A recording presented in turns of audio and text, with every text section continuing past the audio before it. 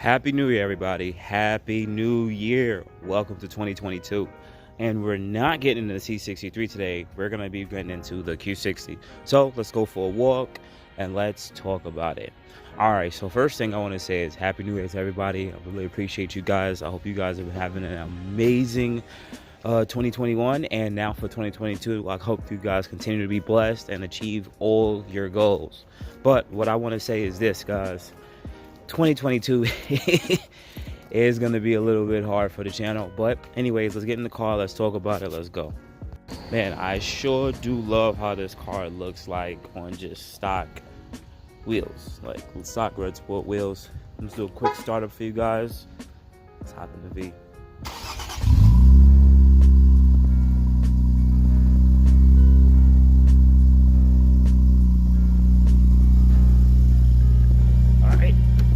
Enough of that. Let's get in the car. Let's talk about it. All right, guys. Welcome back. Welcome back. What is this guy doing? Come on, man. All right. Welcome back, everybody. Welcome back. So, I want to talk to you guys a little bit about what are we going to do with the channel? What are we going to do with the Q60? What are we going to do with the C63? What is 2022 going to look like for the channel? So before I jump into it, guys, please hit the like button because you're part of the BoostinMotion family. That means you got a lot of love and respect for what I'm doing with the BoostinMotion channel, and I just want to continue to have you guys support. In 2022, guys, if you subscribe, automatically you should be part of the like squad. I don't see why you wouldn't. Why subscribe and not like the videos? I would really appreciate it. The support that you guys give depends on the success of the channel. So please, guys, please hit the like button. Anyways, let's jump into it. Let's talk about it a little bit because you guys want to know what's going to go on. So number one, Boost, you got a Q60. What are you going to do with the Q60? We want to know. I want to see where you're headed with the channel. Is it going to be interesting? Because if not, I'm unsubscribing. And I get it. So you guys already know that I'm right now going through the whole tuning thing with Hussein from Racebox. This car was originally tuned on 93. And it made about 455 wheel horsepower on AAM competition exhaust and exhaust modification and heat exchanger. And the car did that. Now, I installed a low pressure fuel pump and a flex fuel kit from AM competition, competition, and we're going through an E32 now. E30 is just 30% E85 to the tank. That's all it is. When you hear E50, E30, E60, that's just the amount of percentage of E85 that's in the tank of gasoline. All right, cool. So this car is now being retuned on E30, and we're gonna see what we can make. Hopefully right around that 480, 485 wheel horsepower. Another gain of probably 30 horsepower, which will be really good. That we're looking forward to. Now, what other parts or stuff will I be adding to the Q60? Any more parts? Anything else I want to do next? Well, here's a dream list. My dream list is this with the Q60. The next thing, hopefully, that a company comes out with upgraded fuel rails. If anyone who knows E85, whenever you want to go E85, you're supposed to change out the fuel rails. This is as per AMS performance. Change out the fuel rails because it seems that these fuel rails start to break up or cause debris to fall into the injectors because maybe the design of the steel or whatever metal that they use for the fuel rails. Remember, the fuel rails are saying like 3,500 psi of fuel pressure. That's a lot, 3,500. So maybe the OEM ones, usually when you add the high pressure fuel pump, the injectors go right after. It's something with the fuel rails. That's what we're still thinking what it is. So if a company comes out with fuel rails, I would add fuel rails to this car, and on top of that, upgrade the heat injectors, and then the car, I would go full E85 on this car. That means I'm going to be on E50, E60, E70 mix, and I will retune for that. I would love to do that, but reliability is the name of the game, and E30 is a lot more reliable than any higher percentage because you don't have to change out the fuel rails and injectors and all this other stuff. All right, now let's move forward. All right, what's another dream list? Shout out to Bonnie and Clyde. They recently came out with designing their air-to-air kit for the VR30 platform. Remember, these cars are air-to-water kits. So I would love to go with an air-to-air kit because we're starting to see proven results going air to air, and recovery and heat soaking after a certain point won't exist. Understand that if you're always going to be racing the car with an air to water kit, the coolant is always going to start getting hot, and that's just it. At some point it will start getting warmer and warmer. But on the air to air kit, that's not really an issue. That stuff doesn't really exist. So, but we just need proven results, and I'm actually seeing proven results in the platform with that. So that's pretty cool. Now, moving forward from that, those would probably be the two dream lists that I would do. Boost, would you get turbos? No, I'm not. I don't see myself doing that. Especially that, I'm going to say this next part. I don't plan on keeping the Q60. Like, if you guys know your boy Boost like 4-door cars. So I just don't see myself making an investment in turbos on a car that I'm not going to keep. I just don't see myself investing in that. It's a lot of money I'm spending to pull a motor out, to put turbos in, and then at that point, you know, will I ever get the money back on the car?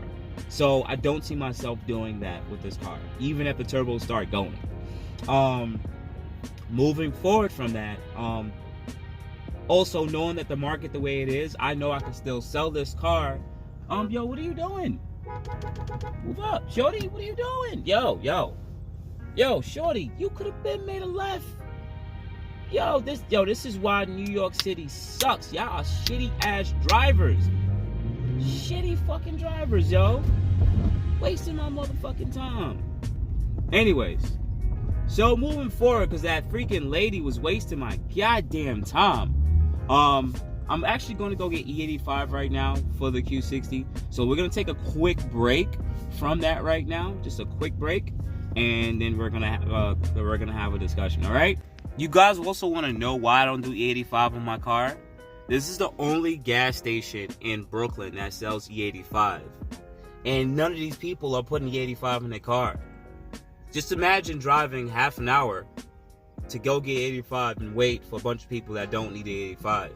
That's it. This is why I don't do it. It's not convenient at all. Alright, so we're back. I got the 85 in the car. Cool. Now, as I was saying, so knowing that the market is going in the direction of everything, it's like, you know, I could sell this car for a profit. I could actually make some money off this car if I choose to sell it, because if I try to sell this car, I'll get about $33,000 for it. $33,000, that's from a dealer, and they're just gonna mark it up another 4 to 5. On the dealer lots with no accidents and everything, these cars go for like 35 plus for the year. So yeah, the supply shortage has helped out a lot, but if I got rid of the car, what else am I gonna get?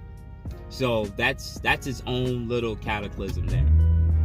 When it comes to, when I sit there and I think about when it comes to, let's say the C63, what's gonna replace the C63, or what am I gonna do with the C63 first? You guys will want to know. And honestly, the C63 not gonna really see too much. Like, I would like to do more with the C63, but that's just not gonna happen. Like, it's just not gonna happen. It's a rear-wheel drive car. Let's speed up a little bit.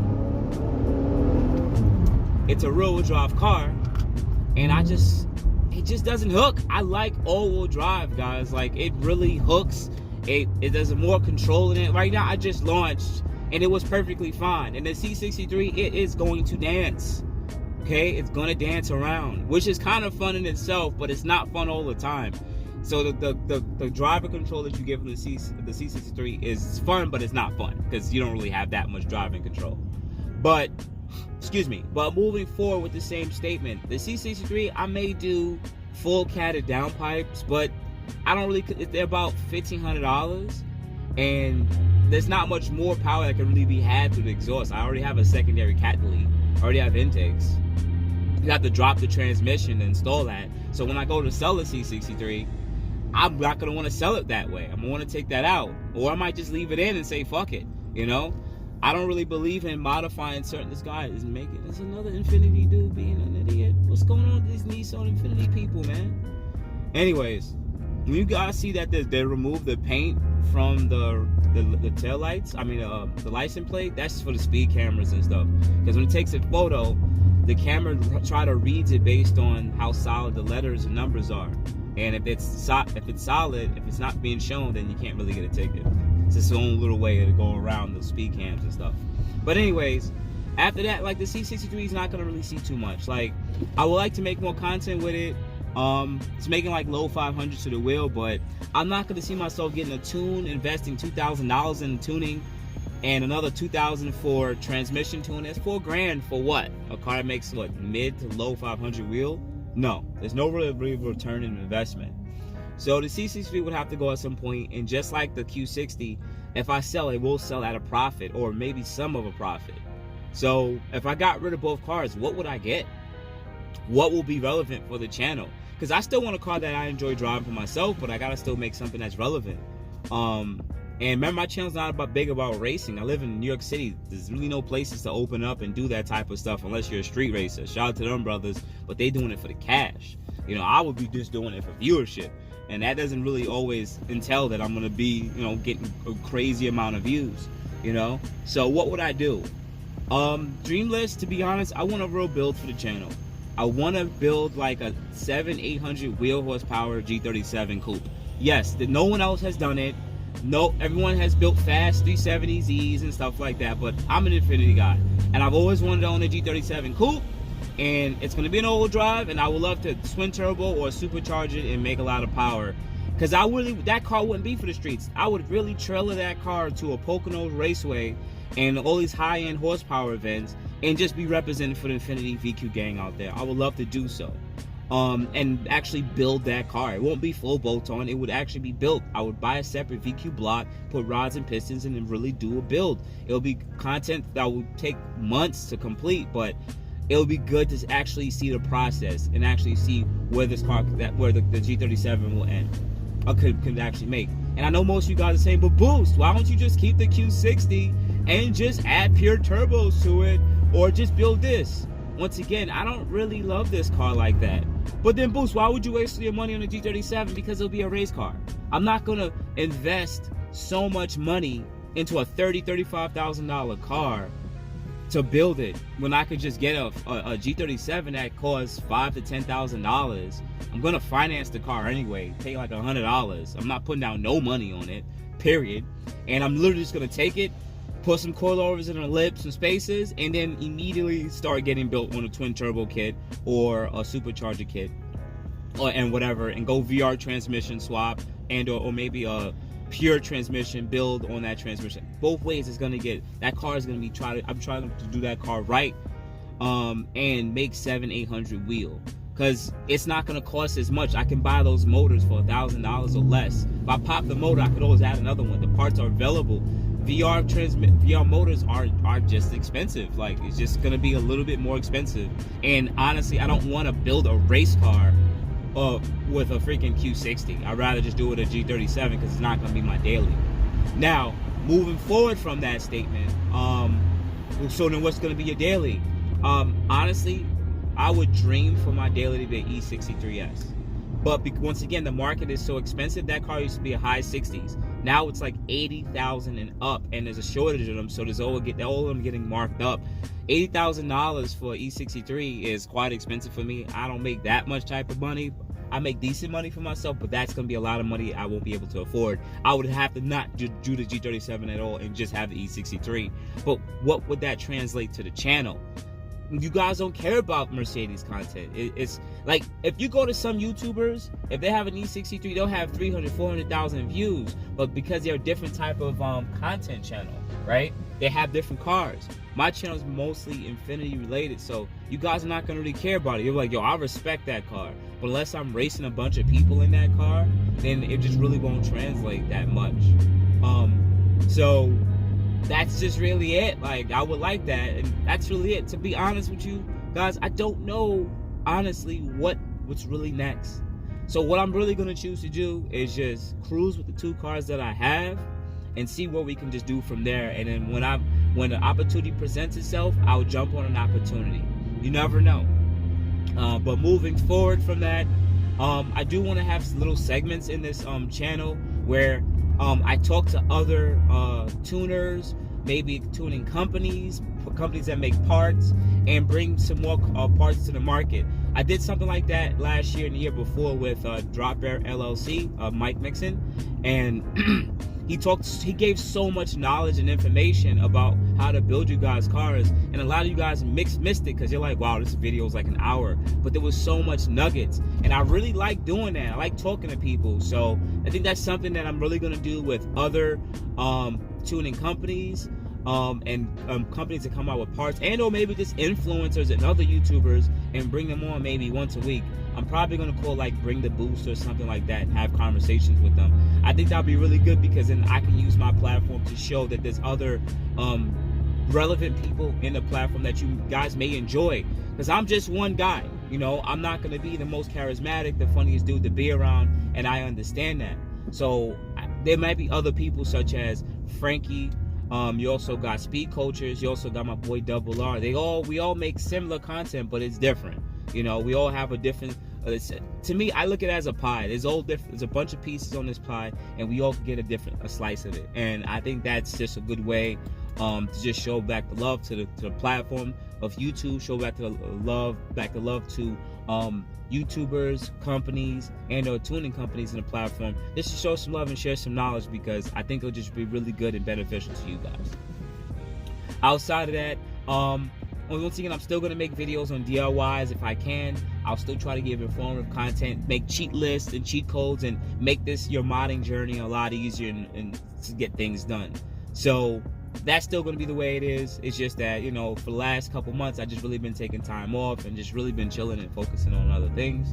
And especially in the month of December, I was just sick, so I was really out. But I'm going to bring the video to an end here. I just wanted to give you guys an update on what we're doing, where we're going, and the direction you're going. I know it may not sound like it's going to be the most funnest journey, and it may not be. You know, I'm still trying to figure things out. I'm not a success. I don't think myself as an OD successful YouTuber. I'm just a YouTuber that likes to share information and just help you guys on your automotive journey. And, you know, and in turn, you guys reward me by liking the videos and watching them from the start to finish, you know, and subscribing, you know what I'm saying? So I really just appreciate you guys for all of your support. I hope I continue to have your guys' support in 2022. And I hope you guys continue to have blessed lives and blessed families, and continue to be the men that you are, and continue to progress. So outside of that, guys, you already know what to do. Add me at boostinmotion on IG, Facebook, and boostinmotion@gmail.com. Otherwise than that, guys, you have a good day. Appreciate it. Welcome everybody back to Boost in Motion, guys. Good morning, good afternoon, and good night. Thank you.